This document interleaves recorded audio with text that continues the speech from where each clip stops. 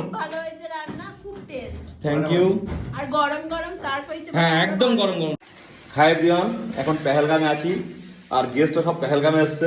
কালকে সব জম্মু বেরিয়ে যাবে, আজকে হচ্ছে লাস্ট দিন, তার জন্য আজকে ডিনারের মেনুটা আপনাদের সাথে শেয়ার করছি।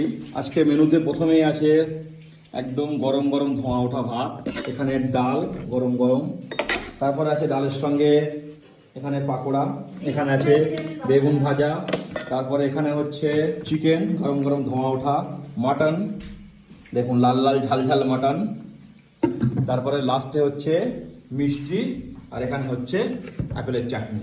এই হচ্ছে আজকের মেনু।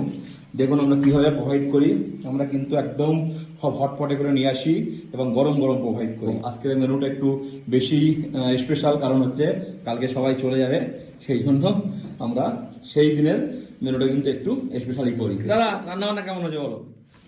রান্না নিয়ে কোনো কথাই নেই, দুর্দান্ত দাদা, অদ্ভুত। দুর্দান্ত।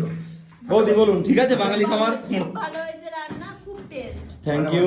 আর গরম গরম সার্ভ হয়েছে। হ্যাঁ একদম গরম গরম সব। তোমার কেমন লেগেছে? ভালো লেগেছে? খুব ভালো। বাহ, থ্যাংক ইউ।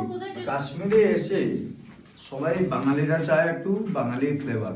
একদম। বাঙালি ফ্লেভার যদি না পায়, সবাই অনেক কিছু দেখে এই কুইজিন খেতে আসে, ওটা একদিনের জন্য এনাফ, বাট লং টার্ম মানে 5 দিন 4 দিন, 10 দিন যদি কেউ থাকে তখন ফেড আপ হয়ে যায়। একদম। এত সুন্দর দাদা বৌদির অ্যারেঞ্জমেন্ট করা, মানে ফ্যান্টাস্টিক। Thank you.